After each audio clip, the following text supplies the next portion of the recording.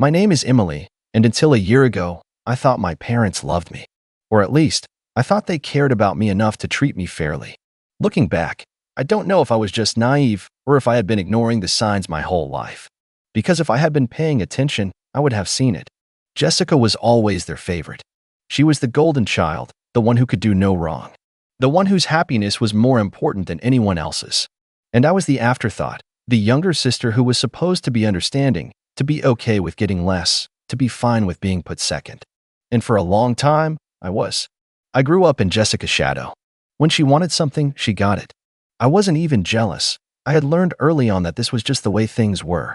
If I asked for something, I usually got a maybe, or we'll see. If she asked, it was an automatic yes. But I never thought they would take something that was mine.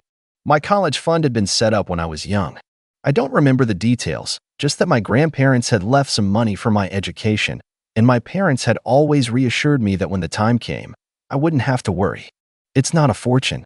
My dad had told me when I was in high school, but it's enough to get you through. I had never questioned it.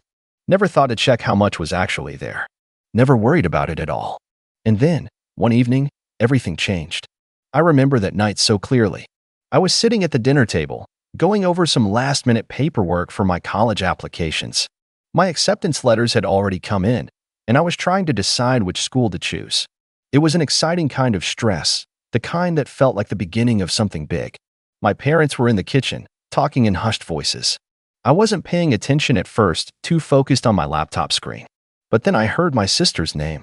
Jessica had gotten engaged a few months earlier, and the wedding planning had been in full swing. Every conversation in our house revolved around color schemes, catering, venues, and guest lists. It was exhausting. At first, I thought they were just talking about more wedding details. But something in my mom's tone made me stop typing. I wasn't sure why, but I had the sudden urge to listen. Completely covered, she was saying. The venue alone was nearly $25,000. My dad sighed. It's a once-in-a-lifetime thing. I know, she said. And I want it to be perfect for her. She deserves the best. There was a pause. Then my dad's voice, quieter this time. You took care of the rest, right? My mom hesitated. It's done. What about Emily? My stomach twisted at the sound of my name. She'll be fine, my mom said, her voice light, almost dismissive. She can take out loans. I froze. For a second, I thought I had misheard. Loans? I turned in my seat, heart pounding as I stared at them. What are you talking about? They both looked up, surprised. I hadn't meant to say it so loudly, but the words had come out sharp, demanding. My mom gave me a small smile, like she was trying to reassure a child. Oh, sweetheart, don't worry about it. I pushed my chair back, standing up. Don't worry about what? My dad let out a heavy sigh. Emily, sit down. I didn't. Instead, I took a step closer, my mind racing. What did you mean when you said I could take out loans? My mom and dad exchanged a look, and I could tell they were deciding how much to tell me, how much they could get away with. I felt sick. Finally, my mom let out a small sigh, like this was a conversation she really didn't want to have. We had to move some things around, she said, to make sure everything was covered for the wedding. I stared at her. What things? I asked, even though I already knew. She hesitated again. Then, finally, in the same casual tone someone might use to tell you they had run out of milk, she said, we used your college fund. My ears started ringing. I opened my mouth, but no sound came out. I looked at my dad, hoping, praying that he would say something, that he would tell me she was wrong. He didn't. Instead, he just sighed again, rubbing his temples like I was the one being difficult. Emily, don't overreact. Overreact. I let out a short, bitter laugh. You used my college fund for Jessica's wedding. And you think I'm overreacting? My mom frowned, looking genuinely confused. Well, yes. You can always take out loans, Emily. College isn't going anywhere. I gripped the edge of the table. That money was supposed to be for my education. And you'll still get an education, she said patiently, like I was a stubborn child. Plenty of people take out student loans. It's normal. I could feel my hands shaking. It was my money. It was family money, my dad corrected. And we had to make a choice. I shook my head, trying to process this. A choice? Between my future and a party? Emily, my mom sighed, exasperated now. It's not just a party. It's Jessica's wedding. It's one of the most important days of her life. We couldn't just give her a half-hearted celebration. I felt like I was going to throw up. All my life, I had known that Jessica was their favorite. But this was something else. This was them telling me, in no uncertain terms, that her one day mattered more than my entire future. I swallowed, trying to keep my voice steady. And you weren't even going to tell me? We were going to sit you down and explain, my dad said, like that made it better. We just hadn't gotten around to it yet. I clenched my jaw. Jessica chose that moment to walk into the kitchen, humming to herself. She stopped when she saw me, her eyes flicking between me and our parents. What's going on? I turned to look at her, and suddenly, the anger inside me had a direction. You knew, didn't you? I asked, my voice dangerously quiet. Jessica blinked. Knew what? That they were using my college fund to pay for your wedding. She hesitated, just for a second. Then she shrugged. Mom and Dad said it was fine. They said you'd be okay. My whole body went cold. She didn't even care. I had always thought of Jessica as selfish, but I never thought she would be this selfish. You didn't even think to ask me? I whispered. Didn't think to see if I was okay with it? She frowned. Emily, why are you making such a big deal out of this? I laughed. I actually laughed. Because it is a big deal, I snapped. That money was for my future. And you just, I gestured wildly, my voice rising, took it. Jessica rolled her eyes. Oh my God. Are you really going to throw a tantrum over this? I felt my heart shatter. I looked at my parents. And you're really okay with this? My mom gave me a small, condescending smile. Sweetheart, you'll understand when you're older. I stared at them, my chest rising and falling with uneven breaths. Then, without another word, I turned and walked out the door. I don't remember getting into my car. I don't remember turning the key in the ignition or backing out of the driveway. All I remember is the way my hands trembled on the steering wheel, the way my vision blurred as I tried to blink back the tears. I drove without thinking.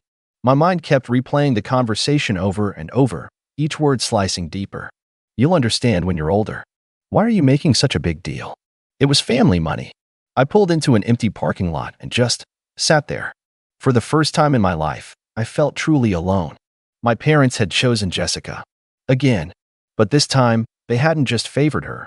They had taken from me. Taken something that was supposed to be mine, something I had counted on. And they hadn't even cared enough to tell me. I let my head fall against the steering wheel, my breath shaky. This wasn't just about the money. It was about what it meant. They didn't value me. They didn't care about my future. They didn't even see me as important enough to deserve a conversation before they made their decision. I don't know how long I sat there, but eventually, my phone buzzed. I wiped my face and looked at the screen. Jessica texted, "Are you seriously still mad? You're being dramatic." I stared at the message. Then, slowly, I turned my phone off and set it down. I had a decision to make. I could go back home. I could cry.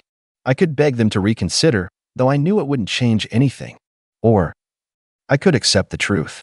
I could stop expecting them to be different. I could stop waiting for them to see me the way I had always wanted them to. And I could walk away. It wasn't an easy decision. But in that moment, sitting alone in my car with the weight of betrayal pressing down on me, I made a choice. I was going to take care of myself. I didn't go back home that night. Instead, I went to a friend's house, someone who had always been there for me in ways my own family never had. She didn't ask too many questions, just let me crash on her couch and gave me a blanket. The next morning, I started looking for jobs. I wasn't going to college anymore, at least not right away. I had no money for it, and I sure as hell wasn't about to put myself in debt while my sister waltzed into a fairy tale wedding funded by what was supposed to be my future. So I worked. At first, it was just a basic job at a coffee shop. Early shifts, long hours, aching feet. But I wasn't just working for a paycheck. I was working with a purpose. Every spare moment, I was learning. I spent my nights researching, watching videos, taking notes. I stumbled into the world of online business, side hustles, passive income. And for the first time, I felt hopeful. I started a small business online. At first, it barely made anything, just a couple of dollars here and there. But I kept at it. While Jessica was off planning her wedding, I was building something real. By the time her wedding day arrived, I wasn't there. I wasn't invited. Not that I would have gone anyway. They never called to ask where I was, never sent a message to check in. It was like I had just stopped existing to them. And honestly, that was fine. Because while they were celebrating Jessica's big day, I was grinding. I was putting in the work. And by the end of that first year, I had done what I never thought possible. I had made $300,000. 1 year later, I was sitting in my apartment, my apartment, when my phone rang. It was a number I didn't recognize, but something told me to answer. I pressed the button and lifted it to my ear. Hello. There was a pause. Then Emily. I knew that voice. It was my mother. I leaned back in my chair, crossing my legs. Wow. Didn't expect to hear from you. There was an awkward chuckle. Well, sweetheart, it's been a while. How have you been? I smiled to myself. Oh, just making a living. Another pause. That's good, she said quickly. That's really good. I waited. I could feel it coming. Well, she continued, her voice suddenly much softer, we were actually hoping we could talk to you about something. I raised an eyebrow. Oh, yes, she said, clearing her throat. You see, things have been a little difficult for us financially lately. There it was. I almost laughed. Oh, I said again, keeping my voice neutral. What happened? Well, she hesitated. We had to take out some loans for Jessica's wedding, and things haven't exactly been easy. Your father and I were just wondering if you might be able to help out a little. Just until you get back on your feet? I finished for her. My voice was calm, but inside, I felt a slow, burning amusement. There was a pause. Yes, she said, a little too quickly. Just a little help. As a family. Family. The word felt foreign coming from her. I leaned back in my chair, twirling a pin between my fingers. Just curious, I said, keeping my tone casual. But why me? Another pause. I could almost hear the gears turning in her head. Well, she finally said, we know you've been doing well for yourself. I let that sit between us for a moment. So they knew. They had ignored me for a year. No calls, no texts, not even a passing, how have you been? But now, suddenly, when they were struggling, they remembered I existed. I could picture it so clearly, Jessica whining about money, my parents wringing their hands, then someone saying, wait a minute, doesn't Emily have money now? I wanted to laugh. Instead, I tilted my head, my voice still light. I thought you said I could always take out loans? Silence. I waited. Then my mother let out a nervous chuckle. Oh, sweetheart, that was different. Was it? I asked, my voice sharp now. Well, yes, she said, as if it were obvious. You were young. You had time to figure things out. We just thought. No, I interrupted, my patience thinning. You didn't think. Not about me, anyway. There was a shift in her tone, a little more forceful now. Emily, don't be like this. We are still your parents. After everything we've done for you, this is how you repay us. I laughed. I actually laughed. Everything you've done for me? I repeated, incredulous. You stole my college fund. You didn't even tell me about it. I had to find out like an afterthought. You didn't care about how it would affect me. You didn't even bother to check on me after I left. And now that you need money, I'm suddenly your daughter again. That's not fair, she said sharply. Fair. I shot back. Fair would have been giving me a choice. Fair would have been at least acknowledging what you did instead of brushing it off. But you didn't, because you didn't care. And now you expect me to care about your problems? She scoffed, as if I was being ridiculous. Emily, we are your family. We took care of you for years, gave you a roof over your head. And now, when we need you, you're just going to turn your back on us. Ah, there it was. The guilt trip. Classic. I exhaled slowly. I don't owe you anything. The words came out quiet. Firm. Final. Excuse me, she said, her voice sharp with disbelief. I don't owe you anything, I repeated, my voice steady. You made your choice. You chose Jessica. You chose her wedding over my future. You told me to take out loans if I wanted to go to college. So, why don't you do the same? There was a sharp inhale on the other end of the line. Then a how dare you? Bingo. My mother's voice had lost all its fake sweetness. Now, she sounded like what she truly was, angry, entitled, desperate. After everything we've done for you, you're just going to let us struggle? I felt a smile tug at my lips. Yep. You ungrateful little, I hung up. And for the first time in a long, long time, I felt free. But I should have expected what happened next. A week after that phone call, I was enjoying a quiet Saturday morning in my apartment, sipping coffee and scrolling through my phone, when I heard a knock at the door. At first, I thought it was a package delivery or maybe a neighbor. But when I checked the peephole, my stomach twisted.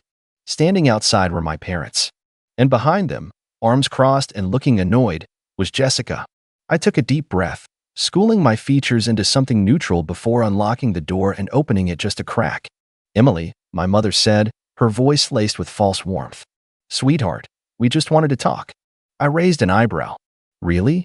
Because last time we talked, you called me ungrateful and hung up on me. My father cleared his throat, shifting uncomfortably. We were upset, he muttered, avoiding my gaze. Jessica scoffed, arms still crossed. Yeah, well, you were being a total B. I shut the door in their faces.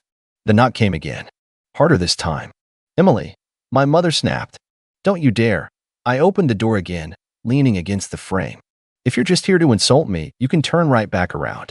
My mother took a deep breath, forcing a tight-lipped smile. We're not here to fight. We just want to have a conversation.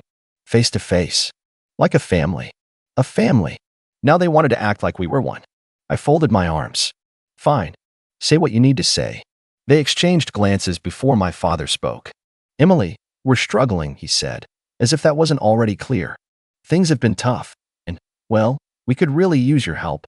I tilted my head. Huh, that's funny, because a year ago, when I was struggling, you told me I could just take out loans. Jessica groaned. Oh my God, are you still on about that? I smiled sweetly. You mean the part where my entire future was stolen from me so you could have a Pinterest wedding? Yeah, Jess. I am still on about that. Her face turned red. You're being ridiculous. You're rich now, aren't you? It's not like you even needed college. Why does it even matter anymore? I let out a low laugh. Wow, you really don't get it, do you? I shook my head, then turned to my parents. You know, I remember when I begged you not to touch my college fund. You shrugged and said I'd be fine. You told me I'd figure it out. My mother stiffened. Emily, that's not. I cut her off, mimicking her tone from that day. Loans exist for a reason. A little struggle builds character. You're young, you'll bounce back. Their faces dropped. I watched them squirm for a second before continuing, my voice dripping with mock concern. So why don't you take out loans? Why don't you build some character? Struggle a little. You're not too old to bounce back, right? Jessica's face twisted in rage. That's not fair. I smirked. Oh, so now you care about fairness? My father sighed heavily. Emily, we are your family. Families help each other. I let that sink in for a moment. Then, very calmly, I said, you weren't my family when you stole my future. You weren't my family when you didn't invite me to the wedding. You weren't my family when you ignored me for a year. You only remembered I was family when you needed money. Silence. Jessica clenched her fists. God, you're such a selfish brat. I shrugged. Maybe, but at least I can afford to be. That was it. That was the final straw. My mother's face twisted in rage, and my father muttered something under his breath, but I didn't care. I stepped back inside and, without another word, I shut the door in their faces. And this time, I didn't open it again. Another year passed. I didn't hear from them again. Not directly, at least. I'd get the occasional passive-aggressive text from distant relatives. Things like, family is forever, Emily, or you'll regret turning your back on the people who raised you. I ignored them, because while they were busy wallowing in self-pity, I was thriving. My business exploded. What started as a side hustle became a full-fledged empire. By the time I turned 23, I wasn't just comfortable, I was a millionaire. And my family? Oh, they were drowning. It wasn't just the debts. Jessica's marriage, the one they destroyed my future to fund, fell apart within a year. Turns out, the perfect wedding doesn't guarantee a perfect marriage. She moved back home, broke, bitter, and angry at the world. My parents were worse off than ever. My dad's job cut his hours. My mom's little side business never took off. And with the economy the way it was, they were struggling to keep the house. And still, I heard nothing from them. Until one day, I got a text. Mom texted, Emily, please call me. It's important. I stared at the message for a long moment. Then, out of pure curiosity, I called. She picked up on the first ring. Emily, she breathed, like she'd just been rescued from a shipwreck. Oh, sweetheart. I cut her off. What do you want? A pause. Then, the sob story started. How they were behind on the mortgage. How the bills were piling up. How the stress was tearing the family apart. And then, the real reason she called. Emily, she said, her voice trembling, we need your help. I smiled. Oh, what kind of help? She hesitated, like she was debating whether to say it outright or dance around it. Finally, she swallowed her pride. Financial help, she admitted. Just something to get us back on our feet. I almost laughed. The sheer audacity. I leaned back in my chair, twirling a pin between my fingers. So, let me get this straight, I said slowly. You stole my future. You forced me to struggle. You told me to just take out loans. And now, you want a handout. It's not like that, she said quickly. Emily, we're family. Oh, you mean like how I was family when you stole my college fund? Or when you didn't invite me to the wedding? Or when you ignored me for a year? Silence. I let it stretch for a moment before sighing dramatically. Well, Mom, I said, loans exist for a reason. Her breath hitched. A little struggle builds character, I continued. You're not too old to bounce back, right? She started crying. I let her. When she finally stammered out, I don't know what we're going to do. I just smiled and said, you'll figure it out. And then, I hung up. I haven't spoken to them since. As I sat there, staring at my phone screen, I couldn't help but wonder, was I being cruel? Let me know in the comments.